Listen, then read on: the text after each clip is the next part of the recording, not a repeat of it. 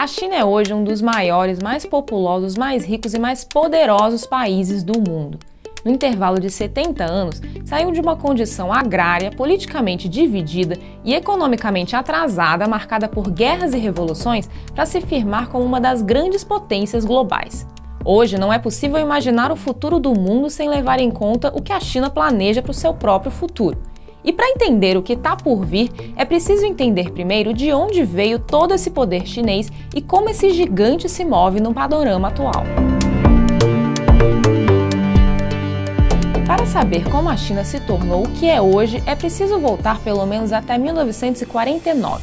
Foi nesse ano que Mao Tse-tung liderou uma revolução comunista vitoriosa que mudou para sempre os rumos do seu país e do mundo.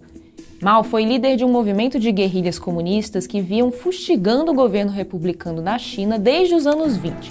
O poder que foi exercido de 1912 a 49 pelo Partido Nacionalista, o Kuomintang, ruiu diante do avanço comunista liderado por Mao, depois de ter resistido a guerras civis, à invasão japonesa e à Segunda Guerra Mundial. Com a proclamação da nova República Popular da China comunista, os membros do derrotado Kuomintang fugiram para o exílio na ilha de Taiwan. Uma vez no poder, Mao deu início a uma série de mudanças profundas que levariam essa nova China a enormes conquistas e também a enormes desastres. A China imperial havia sido marcada pelas imensas diferenças econômicas e sociais entre ricos e pobres. Por isso, muitos chineses viram em Mao e no comunismo a promessa de maior igualdade. Uma das primeiras dessas mudanças ocorreu em 1958, com o lançamento de um ambicioso programa chamado Grande Salto Adiante. Com esse programa, Mao impôs uma profunda e radical reforma agrária em toda a China e tentou acelerar ao máximo a industrialização do país, com um enorme custo humano. Nesse período, todos os latifundiários foram expropriados e suas terras foram divididas pelo Estado comunista. Nos campos e nas cidades, milhões de pessoas foram remanejadas à força, de áreas mais produtivas para áreas menos produtivas. A ideia era acelerar o desenvolvimento a todo custo. O grande salto adiante resultou em repressão sobre o povo, mas não em aumento significativo de produtividade. No fim, a extrema centralização do planejamento chinês acabou em fome e em dezenas de milhões de mortos. Camponeses pegos escondendo alimentos eram punidos como contra-revolucionários. O fracasso do plano foi atribuído à sabotagem e a desastres climáticos. O regime buscava se fortalecer dentro e fora da China. Em 64, o país concluiu com êxito seu primeiro teste de uma bomba nuclear, alcançado com a ajuda indispensável dos parceiros soviéticos. Nos anos seguintes, o regime colocaria seu primeiro satélite no espaço. Mas à medida que subia degraus tecnológicos e militares, o regime aumentava os expurgos dos considerados traidores da Revolução. Entre 66 e 76, a chamada Revolução Cultural promoveu perseguições e punições contra aqueles que o governo considerava culpados pelo fracasso do Grande Salto Adiante. Nessa época, pelotões populares saíram à caça de suspeitos de não fazer o bastante pelo partido e pela Revolução. A perseguição foi especialmente implacável contra intelectuais e professores universitários.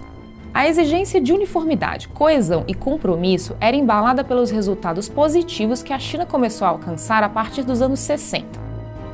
A taxa de mortalidade despencou. A expectativa de vida, que em 1960 era de apenas 43 anos, passou a ser de 66 anos em 1978 e de 76 anos em 2016. Se em 1982 o percentual de chineses alfabetizados era de cerca de 65%, esse índice chegou a mais de 95% em 2010.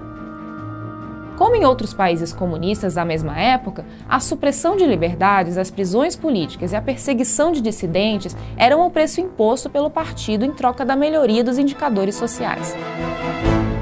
Mas nem mesmo o bloco comunista era coeso. Apesar das semelhanças na centralização econômica e na aproximação geopolítica, as diferenças entre China e União Soviética sempre existiram. Já nos anos 50, a China não queria ser tratada como mais um satélite soviético, que tinha feito sua revolução comunista bem antes, em 1917.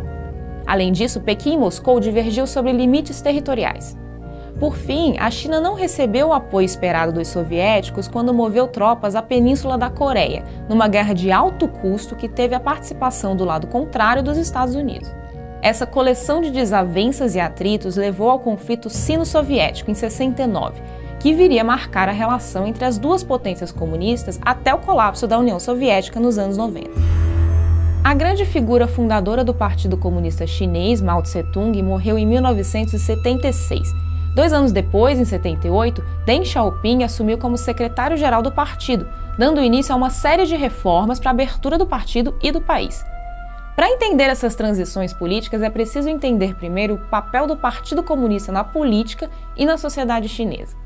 A China tem um regime de partido único. Isso significa que nenhum outro grupo político está autorizado a disputar o poder. Todo debate político deve ocorrer única e exclusivamente dentro do partido.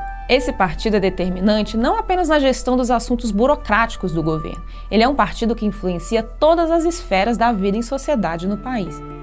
Hoje, de uma população de 1.386 milhões de pessoas, 88 milhões de chineses fazem parte do Partido Comunista. Essa estrutura onipresente recruta jovens que participarão da gestão do Estado. Esses jovens ascendem na carreira da mesma forma que um soldado ascende na hierarquia militar ou um estagiário numa empresa privada. No topo da estrutura partidária está, teoricamente, o Congresso Nacional do Povo, formado por quase 3 mil membros. As decisões, no entanto, são tomadas por instâncias bem mais exclusivas. A primeira delas é o Comitê Central do Partido Comunista, formado por 350 membros. Num círculo mais fechado está o Politburo, formado por 25 membros. Por fim, estão os 7 membros do Comitê Permanente do Politburo. O secretário-geral do Partido Comunista, cargo que foi ocupado por Mao e por Deng, entre outros, é a figura mais importante da China. O secretário-geral do partido exerce as funções de presidente. Essa estrutura complexa e altamente burocratizada foi capaz de se adaptar a todas as transformações pelas quais a China passou desde 1949. Assim, quando Deng Xiaoping foi aclamado secretário-geral em 78, teve início um período de aceleradas transformações políticas e econômicas. A principal mudança introduzida por ele foi a de migrar a economia chinesa de um modelo de planificação centralizada para o que muitos passaram a chamar de socialismo de mercado, ou como os próprios chineses preferiram chamar, socialismo com características chinesas, algo muito peculiar. Nesse modelo, o Estado continua tendo grande controle sobre a economia, em relação às metas de longo prazo e à visão estratégica. É ele quem decide onde e como investir, onde e como produzir. Porém, o Estado admite que certos setores da economia sejam explorados por entes privados. Esse processo de abertura relativa marca os anos 80 e 90 na China. O produto interno bruto do país, que tinha crescido pouco mais de 5,1% em 1981, cresceu 15,1% em 1984. Novamente, a melhora dos indicadores foi obtida por meio de um alto custo para a população. Para aumentar a produtividade, a China violou direitos trabalhistas, a propriedade intelectual, o meio ambiente e direitos humanos. Em 89, milhares de chineses, a maioria estudantes, realizaram uma série de protestos por todo o país, especialmente na capital, Pequim. Apesar de toda a repressão, eles saíram às ruas para pedir democracia. O regime vinha se abrindo, mas os estudantes descobriram que nem tanto. Militares e tanques de guerra foram enviados para reprimir as manifestações. Uma imagem em particular correu o mundo e se tornou símbolo do movimento, a de uma pessoa não identificada enfrentando uma coluna de tanques na Praça da Paz Celestial. As estatísticas sobre o número de mortos nesse episódio variam entre centenas e milhares. O caráter fechado do regime torna impossível saber o saldo do que ficou conhecido como o Massacre da Praça da Paz Celestial. O início dos anos 90 foram de aprofundamento das reformas econômicas e de manutenção do crescimento, com baixa inflação. Em 92, o Produto Interno Bruto chinês cresceu 14,2%. No fim desse período, já em 2001, o país passou a fazer parte da OMC, a Organização Mundial do Comércio. Em 2008, o país sediou os Jogos Olímpicos, recebendo em Pequim quase 12 mil atletas de mais de 200 países e transmitindo a todo o mundo suas gigantescas obras de infraestrutura e capacidade de organização. Mas no final dos anos 2000, a economia passou por uma mudança em sua trajetória de alta. No fim de 2008, começou a esfriar a demanda internacional por produtos chineses, e o ritmo de crescimento cai de 14,2% ao ano em 2007 para 9,7% em 2008, uma desaceleração considerável. A partir de 2010, o PIB chinês começou a crescer a taxas cada vez mais baixas, ficando abaixo do patamar dos 10% a partir de então. Paralelamente, o governo passou a estimular o mercado interno, melhorou salários e buscou dar mais poder de compra aos trabalhadores do país. Em 2012, Xi Jinping tornou-se secretário-geral do Partido Comunista e, em 2013, assumiu o posto que equivale ao de presidente da China, depois de ter galgado os maiores postos das estruturas do Partido Comunista. O novo líder trouxe consigo uma importante mudança geracional. Ele foi o primeiro dos chefes de Estado chineses nascidos depois da Revolução liderada por Mao Tse-tung em 49. O período de Xi Jinping está marcado pela consolidação do poder chinês em nível global.